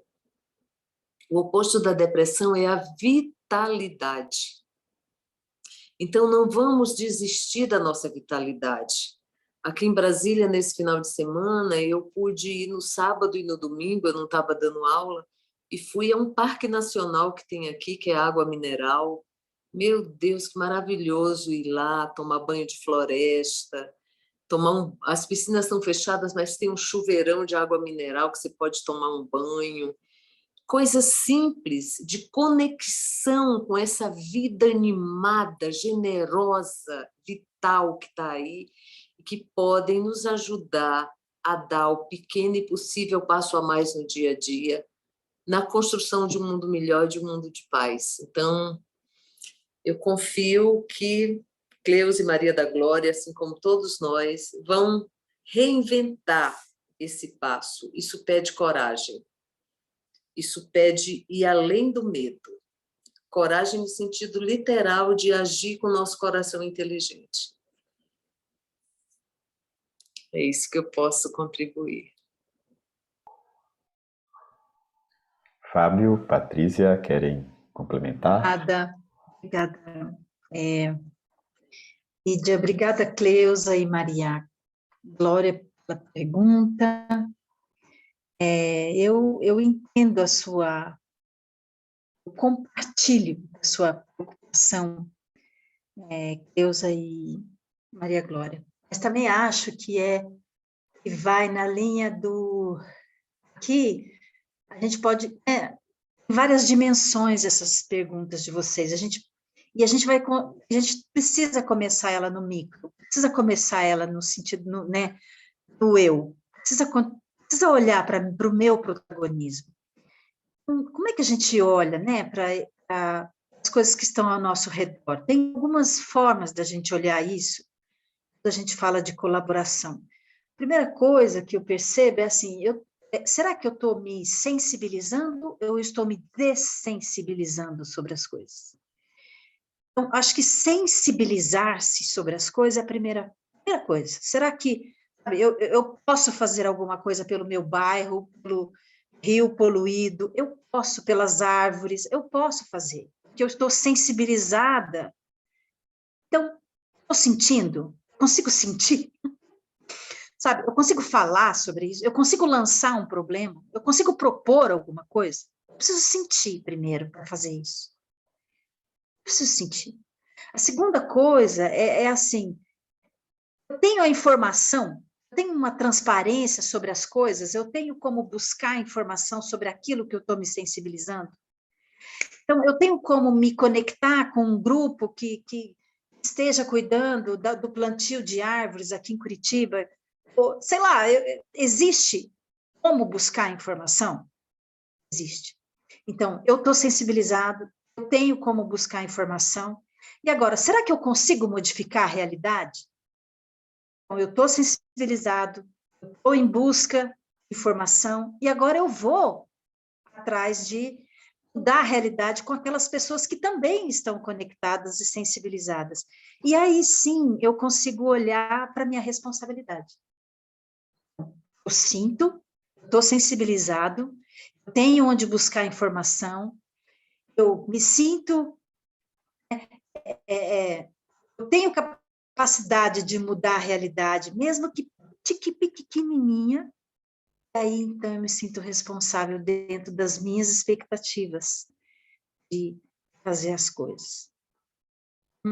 É assim que eu tento fazer na minha vida, naquilo que me compete e naquilo que está muito próximo de mim, que é aqui o meu bairro, as coisas, né, a minha vizinhança e o meu círculo, onde eu posso mudar alguma realidade. Acho que é um pouco isso.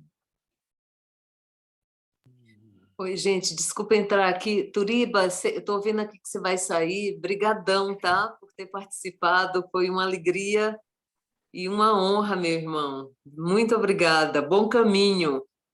Eu também quero dizer a Turiba que eu sou apaixonada pela revista Bricabrac. Eu fiquei honrada de saber que foi criada pelo Luiz Turiba. É um negócio, é infinita aquela revista, é maravilhosa.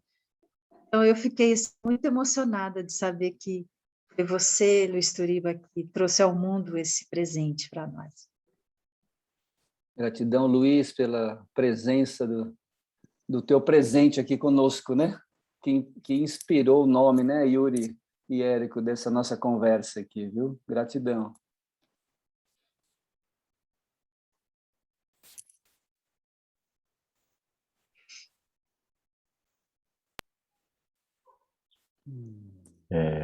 Fábio, você quer complementar alguma coisa dessa última pergunta? Fica o agradecimento ao Luiz, né? Mas vocês já falaram coisas tão belas. Vou aproveitar então essa deixa do Luiz e tu, Érico, para partilhar um pouquinho a partir da pergunta da Maria da Glória e da Cleusa, que é assim, quando eu ouço isso, eu me lembro de 3 perguntas que sempre me acompanham, que é uma inspiração do Tolstói, né? Qual é o momento mais importante na vida do ser humano? Qual é a coisa mais importante a ser feita na vida do ser humano e qual é a pessoa mais importante a ser feita, a pessoa mais importante na vida do ser humano, né? E aí ele traz a inspiração, né? O momento mais importante na vida do ser humano é o presente, é o aqui e agora. A pessoa mais importante na vida do ser humano é aquela que está comigo no aqui e agora.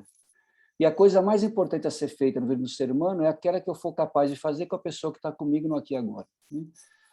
Então, cada um de nós está, né, recheado de possibilidades de exercitar esse mínimo passo elegante, né, no nosso próprio dia a dia, confiando nisso, né? Nós vivemos num universo de interdependência, está tudo ligado, o que acontece com um afeta todo mundo, o que acontece com todo mundo afeta cada um. Isso também eu trago como mantra para mim, para acalmar um pouco as minhas aflições de querer fazer coisas grandiosas, né, e de transformar o mundo, tal, porque eu falo, não, mas se eu está tudo ligado, né? Se eu fizer a minha partezinha aqui, e o segredo é manter a ligação com todo mundo, né? É manter a conexão, como a Patrícia falou. E aí eu posso fazer aquilo que está ao meu alcance ser feito com quem está comigo em cada momento, né? E no projeto Cooperação a gente tem como inspiração o sonho do Beto, né? Que faz o convite para a gente deixar a vida na Terra melhor do que a gente encontrou. No projeto, na nossa comunidade, esse é o nosso propósito, é deixar a vida na Terra melhor do que a gente encontrou. E como a Lídia falou, o meio ambiente, né, mais próximo da gente é a pessoa que está comigo em cada momento. Então, se eu conseguir cooperar com ela em algum ponto da nossa jornada, né, talvez tudo que eu tenho a fazer esteja sendo feito, né? E eu procuro fazer isso das formas mais simples também, viu, Lídia? Andar de bicicleta no final da tarde, jogar um pouquinho de basquete sozinho na quadra do parque aqui, que ainda não posso jogar com ninguém, meditar de manhã, né, fazer o almoço, compartilhar com meu filho. Na hora que eu fico bravo com a Denise, a minha tendência, viu, Lídia, ainda é sair correndo, viu? Quando pega alguma coisa entre nós, puta, meu negócio, eu quero sair, depois a gente se vê, tal. Mas graças a ela também eu tenho conseguido ficar, né, e dar conta de todo esse vulcão assim, em ebulição que está bem dentro de mim, e aos pouquinhos consegui dizer para ela que aquilo tudo é porque eu não sei fazer diferente, né? Eu não dou conta, né, de compartilhar como eu me sinto, deixar minhas emoções virem à tona, eu não dou conta, sinto muito, mas estou conseguindo ficar e abrir um pouquinho, né, mais o jogo, baixar a guarda. Fábio, que lindo. Isso me lembra uma expressão, acho que é de São Bento, estabilitas.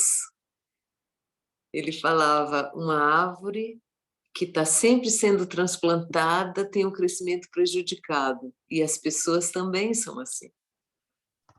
Então, que bom que você está experimentando estabilitas. Agora eu vou experimentar com mais consciência, Lídia. Queridas, queridos, estamos perto do nosso final. Eu vejo que a Ana está com a mãozinha levantada. Vamos dar um tempinho para você, Ana. Mas antes vamos trazer a última pergunta, porque ela já foi feita e precisamos honrá-la, né? E é sobre a questão... É uma pergunta da Silvia que trouxe a questão da utopia, que eu acho uma questão que é tão tocante, porque quando eu vejo que tem peregrinos aqui, né? Tem a Lídia, que é peregrina, tem a Laura, que é peregrina. E para quem já fez uma peregrinação, quando ela vai começar, e você pensa, meu Deus, são centenas e centenas e centenas de quilômetros que eu vou percorrer usando apenas os meus pés. Isso pode parecer uma utopia. E até pode ser para alguns, se eles olham para isso, para o fim apenas, e não para a jornada. Porém, o peregrino, ele costuma colocar o foco dele no passo, em cada passo. Então, cada passo que ele dá no presente, como disse a Patrícia, dentro do possível, como diz o Fábio, no presente, ele está mais próximo. E o destino deixa de ser importante. E o importante passa a ser o processo.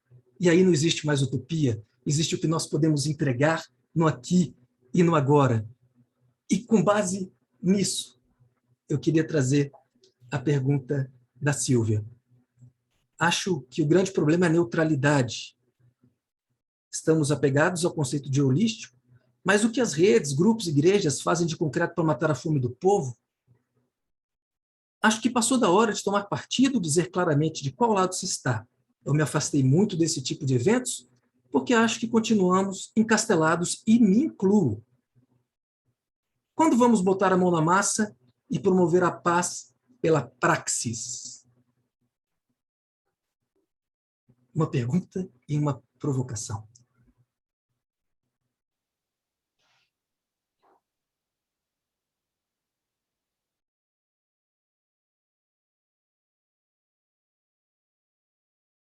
Começa.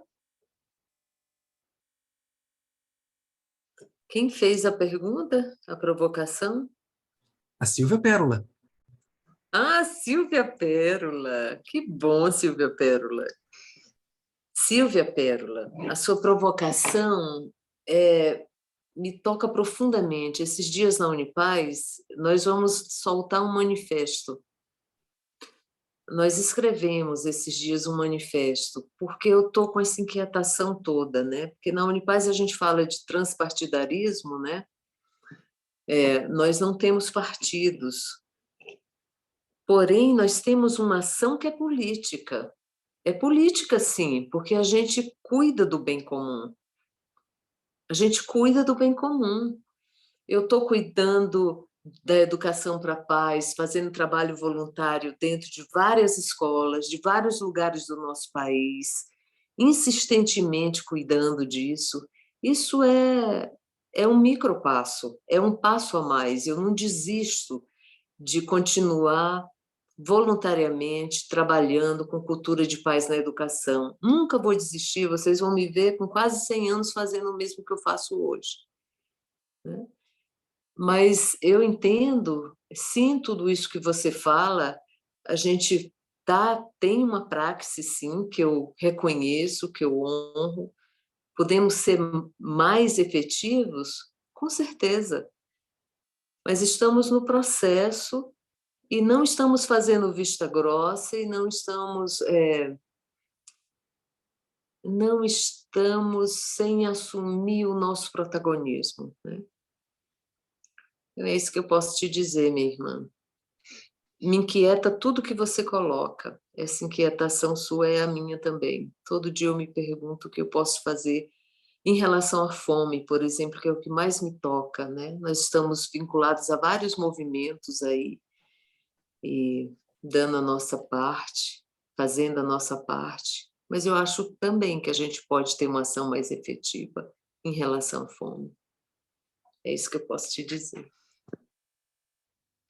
Silvia, eu queria te responder assim, e respeito muito a sua posição, a sua forma de você fazer, e te escuto, assim, no sentido de utópico, né, utopia, mas o quanto que é importante também a utopia. O quanto que é importante a gente, de fato, ter espaço para sonhar, a ponto de você dizer assim, ó, pode ser utópico, sim, mas é o mundo que eu quero ver, né? Então, a nossa praxis, assim, vou falar de mim, assim, no meu dia a dia, eu me comprometo a o que eu chamo de sensibilizar, de levar visões que transformam a sociedade para as pessoas. Então, eu trabalho com educação dentro das organizações. Então, eu quero ver, vivi situações no ambiente corporativo muito difíceis em termos de ambientes hostis de trabalho, a ponto de as pessoas terem a saúde mental comprometida. Então, o que a gente vê tanto hoje, né? Então, assim, falando de mim, do meu trabalho, é isso que eu posso fazer hoje. Não é cuidar desses ambientes no qual eu consigo fazer intervenção.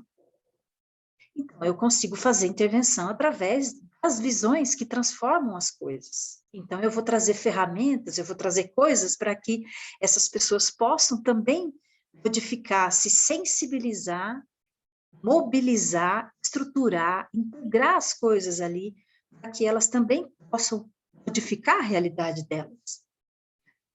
Então, eu acho que a nossa praxis, cada um aqui, vocês todos, cada um aqui vai encontrar e já está encontrando, porque sensibilizados, né, de participar de um encontro como esse, né, gente? E todos já estamos sensibilizados. Então, mas cada um vai encontrar a sua forma. Eu acho que a gente precisa sonhar assim, sabe? A ponto de ser utópico.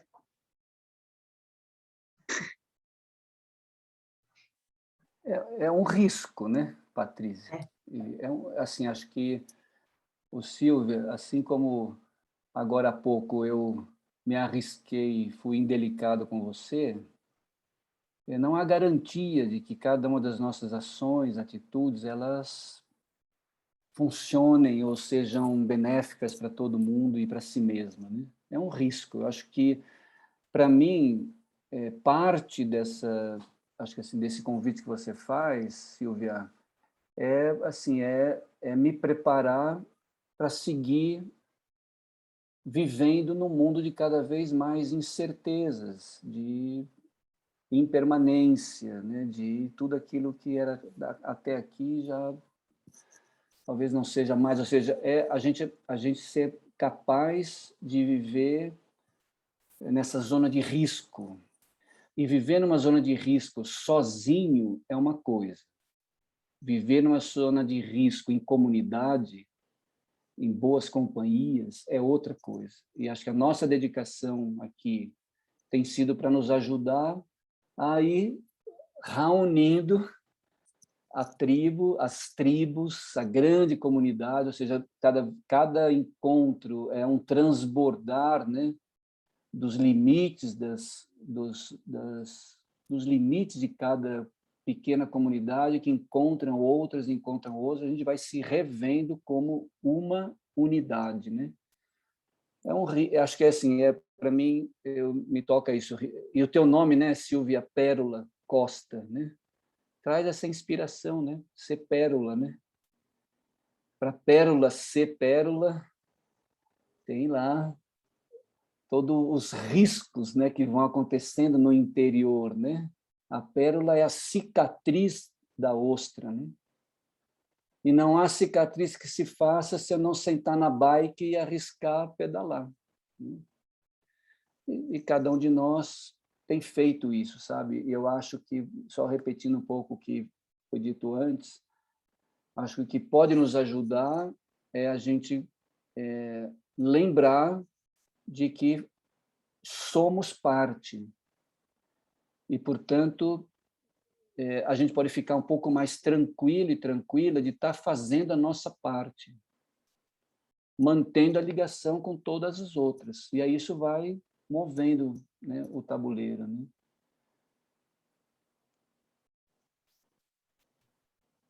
Bom, Cronos está batendo a porta, porém, vamos escutar a Ana, ela estava com a mão levantada. Ana, ainda há alguma questão? Se há, por favor, traga brevemente, vamos respeitar Cronos, mas também honrar a sua vontade. Muito obrigada. Eu, como capricorniana também, filha de Cronos, vou ser breve.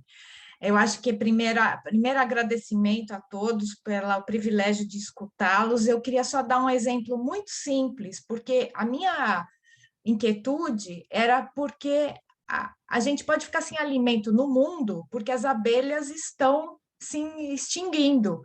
E eu fui fazer curso, como a Patrícia mencionou, vai atrás da informação, se conecta com a natureza e aprende sobre as abelhas, e descobri, minha gente, que a melhor coisa que eu posso fazer é plantar flores. Eu não preciso fazer mais nada além.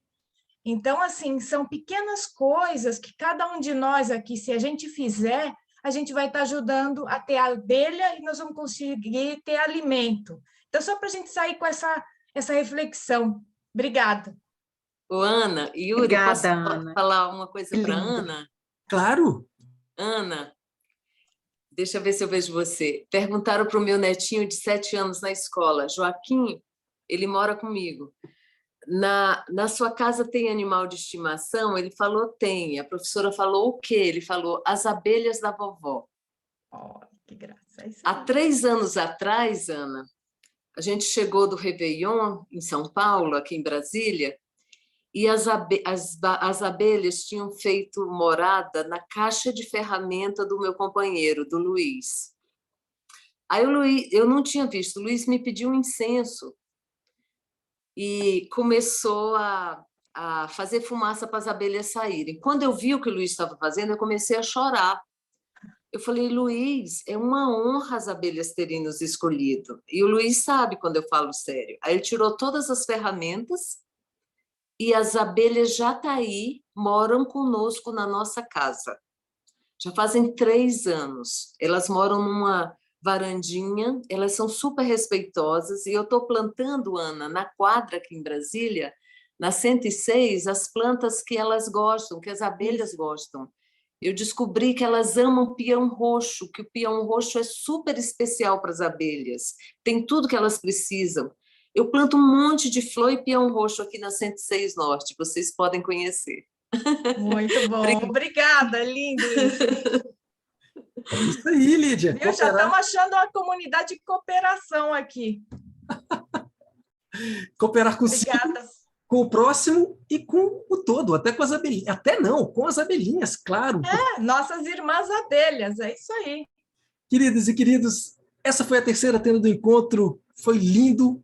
Queria agradecer demais da conta, Lídia, Patrícia e Fábio, pela generosidade, pela entrega, ao Érico, pela parceria, por estarmos aí na batalha, o Érico que veio direto do aeroporto para o evento, e aí já caiu, puxando o Fábio e seguimos junto, deu tudo certo, como sempre dá, quando é um caminho que tem coração.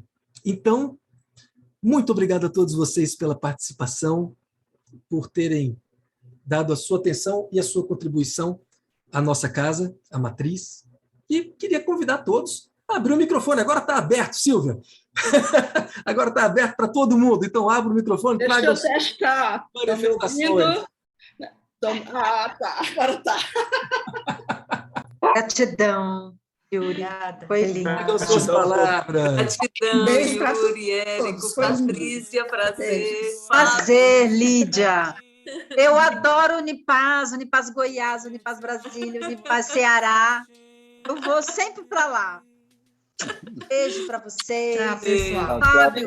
Boa noite. Gratidão. Emanuel, beijo. Fiquem ligados aí que vai ter repeteco, hein, Gratidão, pessoal. Essa música é incrível. Tchau, foi maravilhoso. Naira Tatsu, que surpresa! Cristaliano! Vou colocar o link da música no chat. Boa. Roberto Crema está aqui, gente, não acredito. Esteve aqui o tempo todo, Lídia Rebouça. Tomou cozinha. Que honra, Uma que metade honra. passa fome, outra metade faz regime. Minha vida é uma novela, minha casa um telecine. No meu quarto tem uma cama que às vezes Obrigada, vira um gente. Tchau. Queridos, boa noite. Tchau.